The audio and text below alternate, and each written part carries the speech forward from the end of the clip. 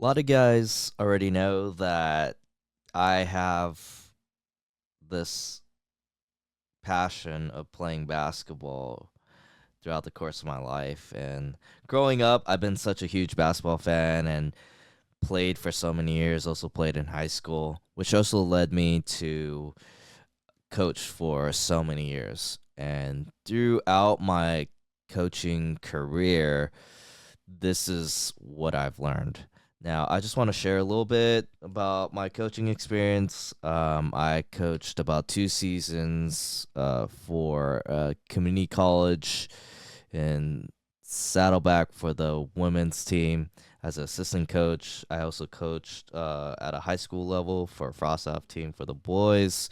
Uh, did a lot of private training with coaching and also volunteered for a church team for the middle school team for many years. So I have a good amount of coaching experience, and there's three takeaways that I can get from my years of coaching.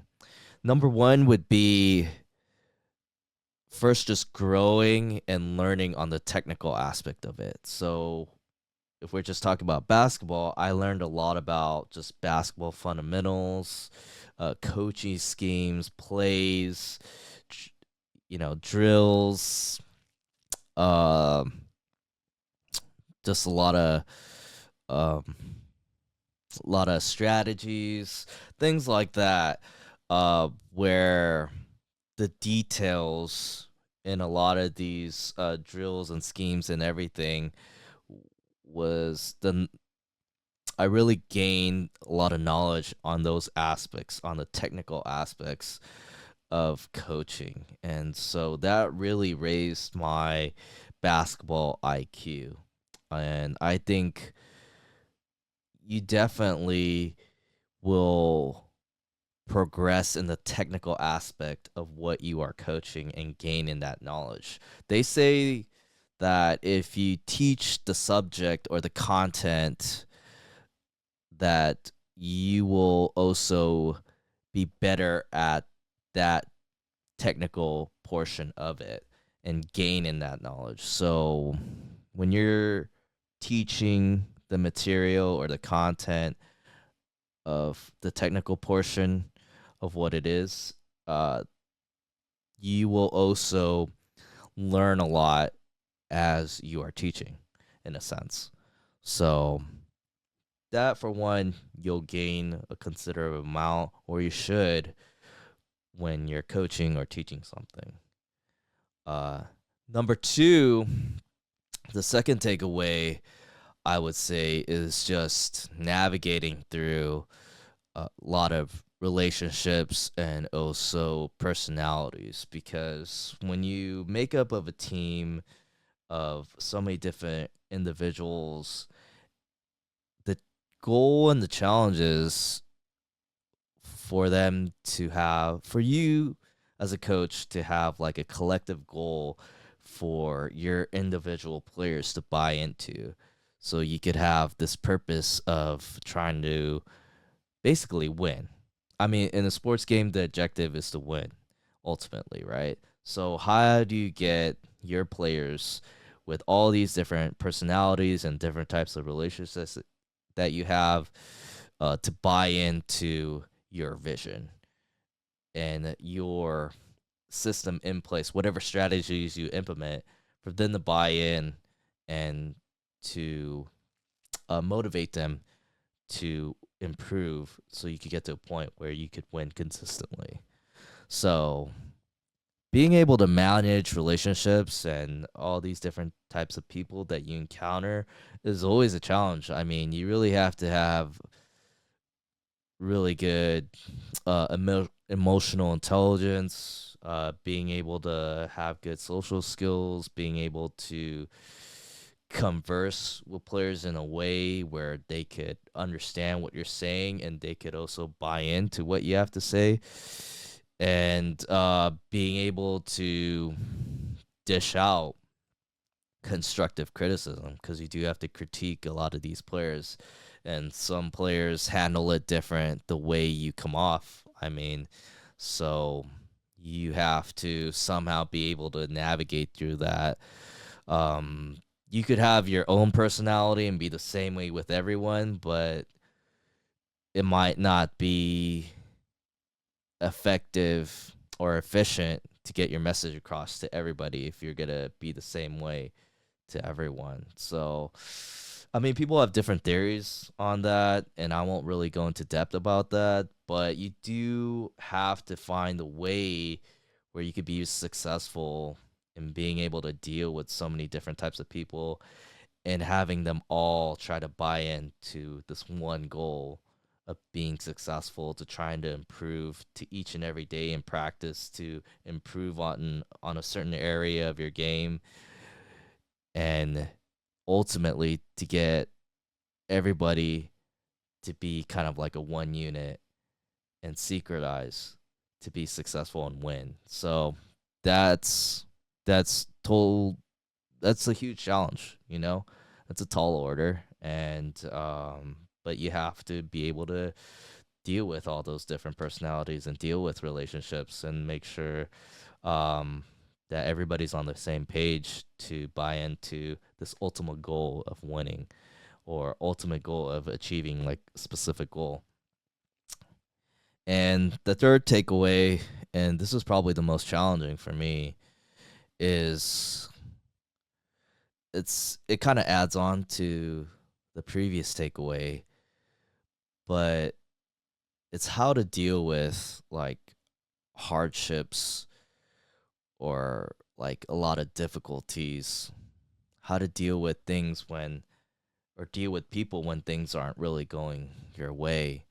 So, to give an example with uh, just coaching basketball, is the seasons that were very unsuccessful, when we were losing a lot of games, like that's when it was the hardest for me to deal with personally. And I made a lot of mistakes along the way, and my own attitude um, towards approaching losing, and also dealing with like my fellow coaches and players, and how to get them motivated and inspired to still want to come out each and every day despite the fact that you're losing.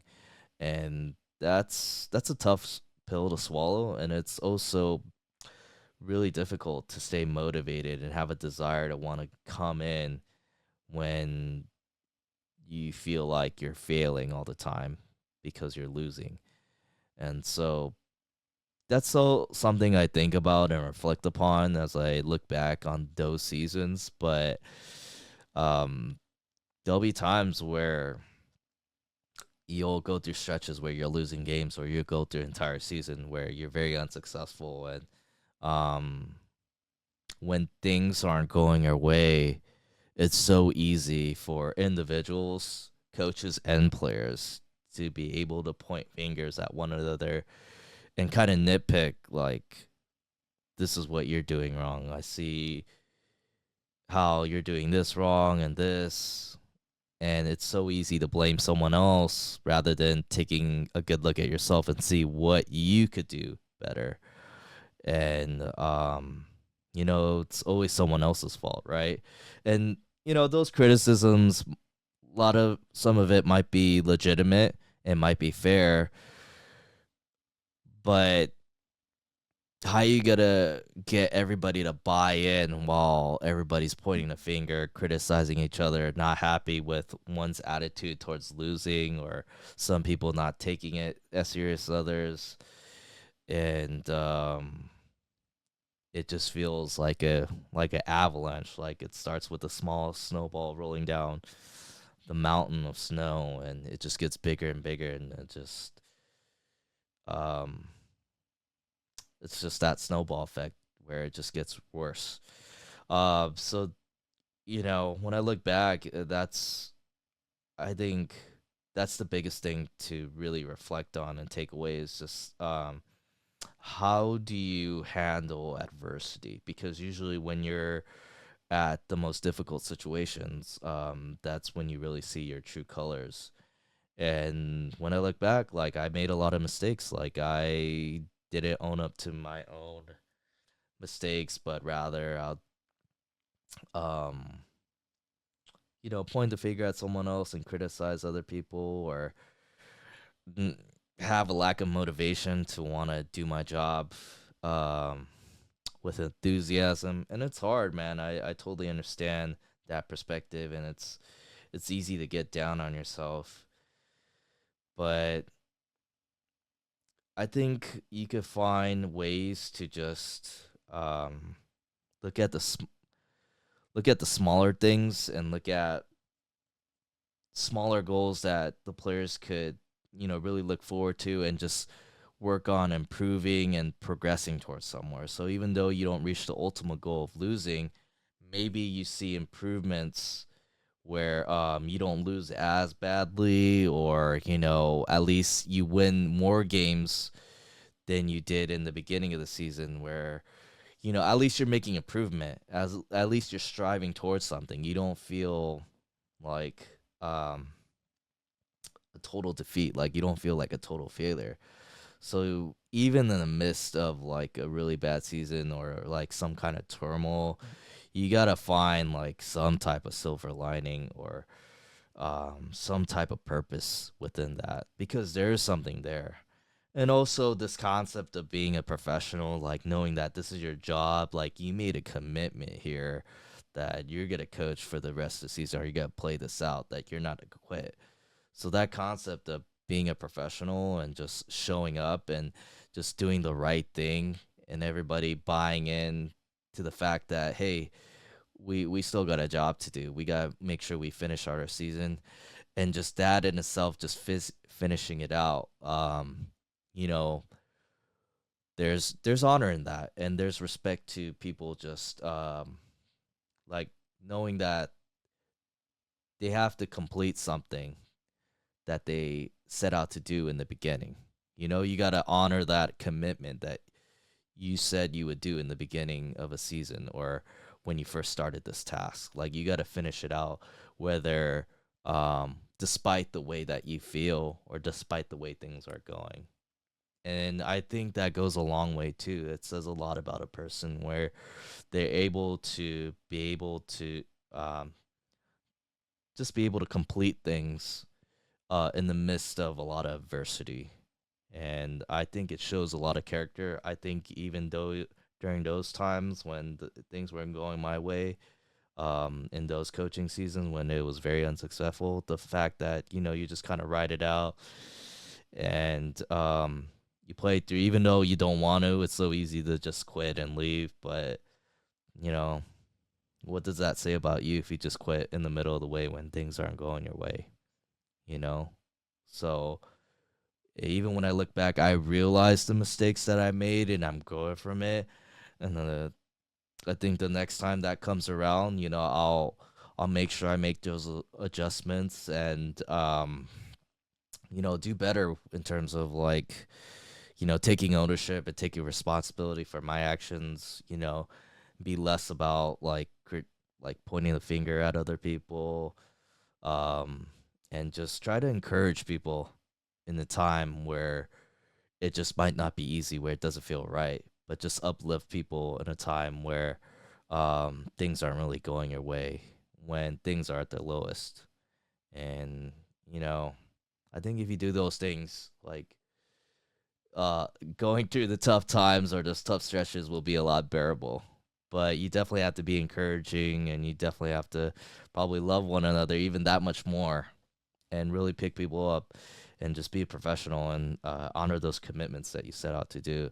So that's the big takeaway for sure, when dealing with like the challenges and going through loss, and um, going through those losing periods, because I think it is a great illustration for life, because in life, you go through a lot of adversity, you do go through a lot of challenges, but it's how you deal with it that really makes or breaks a person.